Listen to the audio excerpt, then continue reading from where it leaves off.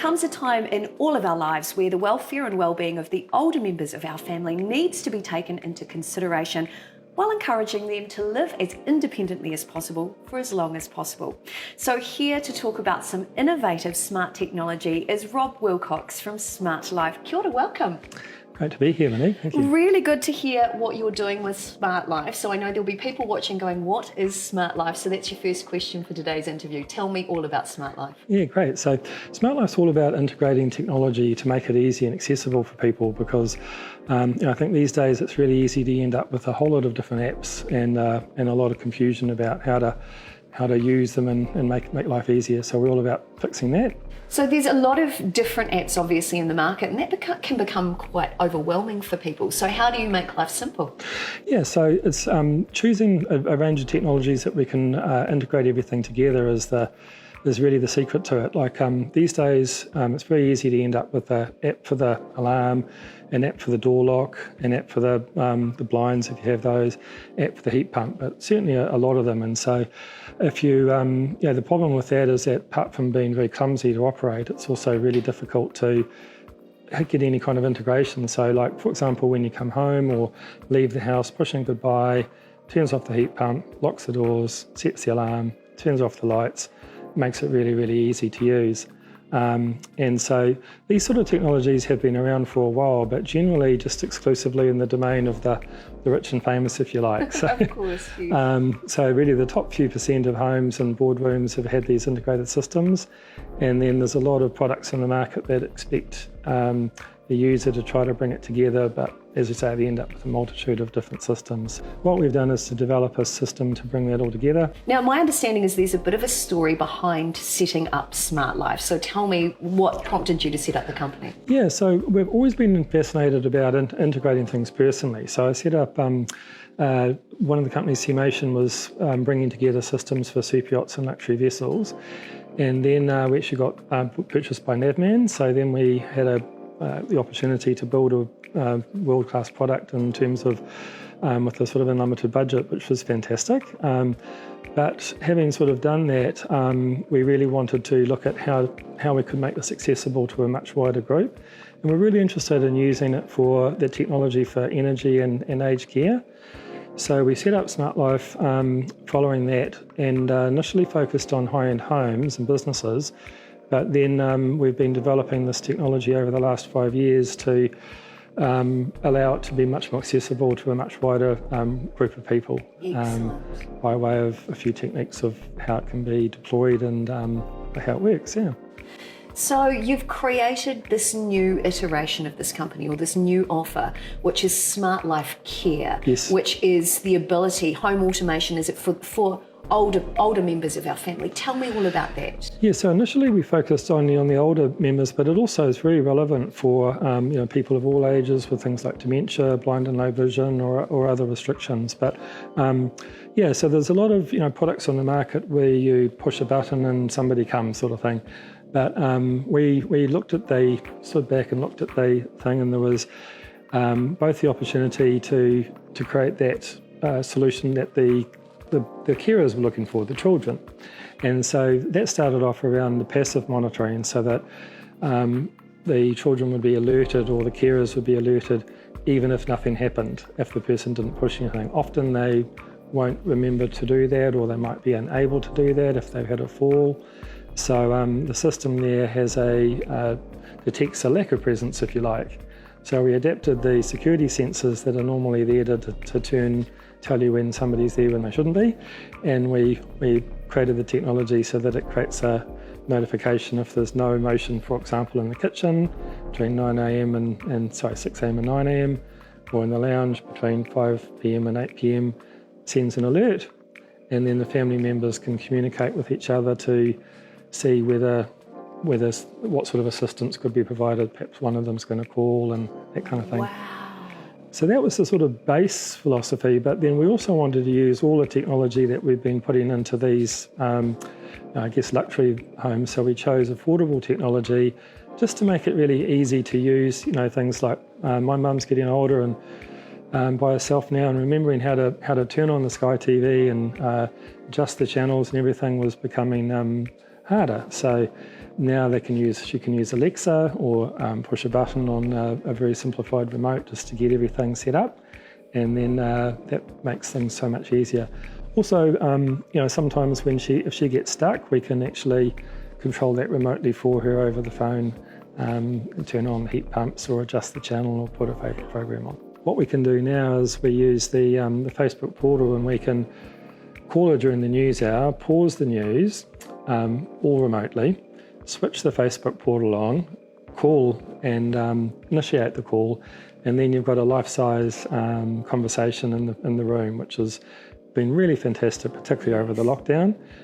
But a number of our other clients that have parents overseas and things like that have found that that's a really fantastic improvement to the communication flow. So have you noticed that being able to connect with her in this way has improved her well-being, her quality of life, her mindset? How have you seen that change her behaviour, as an example? Yes, I think that, very much just being able to reconnect or be connected, because that isolation can be a really challenging sort of thing. So, the big focus there has been on making it easier to stay living longer from that point of view, but because that can be, much more cost effective and people are happier. The other angle is that we have with Smartlife Care is to provide that assistance and technology when they're in a care facility. So we also cover so things it integrates with that as well. into those facilities as well. Yeah, so that's something that we've been rolling out just more recently, but that allows them to integrate in with things like the nurse call system and the understanding that room occupancy, again providing that benefits of energy so that the rooms cool or heat hot without having to run everything all the time, and being able to control the environment. The things that become difficult as you get older, the blinds, the drapes, making sure that the lights are on when you need them and all that kind of thing, answering the door. We can apply so many of the technologies to assist in both those cases. Having older family members myself, they're fiercely independent, they all want to live independently. I know for a fact that in a few years' time some of them are going to need this sort of assistance. But let's talk about the intrusiveness of this. How do they still remain autonomous and have their own privacy in their own space? Yeah, so we worked in with some of the studies that were done by Massey University, and we've linked in with the universities in Auckland and AUT to understand the sort of the lay of the land there. And absolutely, people do not like having cameras, being spied upon, all that kind of thing.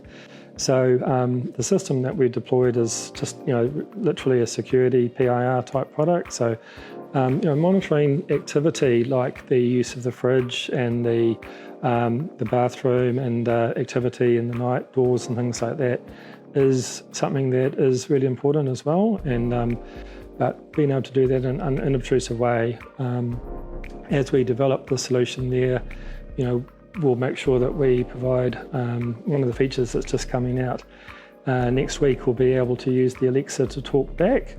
So if we do want to have a greater level of intrusiveness, if you like, then we can actually firstly provide the warning to the end user. Hey, because there hasn't been any activity, if the clients want it, we can activate the video conferencing system or something like that to check, but giving them the option to prevent that. So those types of things are really important to provide that right balance between independence and So how does Smartlife Care roll out? My understanding from reading your website is that you have packages available. So tell me about those packages. Yep, so the first package we've got is got the 2 motion detectors and the panic buttons. And so we still have panic buttons, even though people often don't push them. And then there's the app that can be used by the older adult, but typically it's just used by the children and other carers. So motion detector in the kitchen, motion detector in the lounge, panic button in the bathroom, and then there's a pendant that they can wear optionally. So what happens there, if there's no motion, sets the alerts off. The alerts go out to the family members. They can actually use the in-app chat. So, hey bro, I'm busy, can you check on mum? Yep, gave her a call, she just slept in, all good, or that type of thing. Package 2 also has the ability to control the Sky TV, the TV itself, air conditioning, both remotely, and also has that Facebook portal video conferencing. So that allows the family or the older adult to easily control all these things with Alexa or voice commands, or from the app remotely. And even things like we can set it up that certain programs come on automatically at certain times. They're really, really good for dementia and that sort of thing as well. The system can also be, you can add on things like access control for the doors, because if you are going to ask the neighbour or somebody else to pop over if there has been an incident, it's great if you can turn the light on and unlock the door, and there's no sort of keys being left out and telling people where they are, and that creates a security. So they're very good with that sort of thing. And from that base system, people can add things like motorised blinds or lighting control, some of those very simple things, much more affordable than they used to be, and just making life easier for people. Well, Rob, I think it's absolutely brilliant. Congratulations on creating such a brilliant service for people who need it right now. Thank you. And if you'd like to find out more about Smartlife, you can head to their website, smartlife.nz. Rob, thank you. Thanks, mate.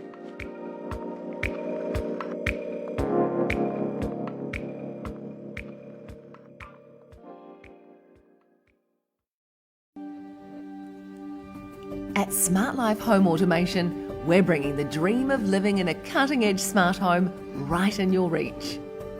So what would your current or future place look like as a smart home? We've made it easy to imagine. First, breeze on into one of our interactive showrooms. Then we'll guide you through our range of premium smart products and how they could transform the way you're living. Right from your front gate to your in-home entertainment setup. Think smart security, smart climate, smart lights, and a smart life. That sounds like a lot is going on, but we'll show you how the Smartlife system ties it all together seamlessly. Then meet our app. That keeps everything easily in reach and simple to control. Whether you're after something that's ready to go at the flick of a switch or made to measure for a bespoke build, we're here to find you the smartest solution.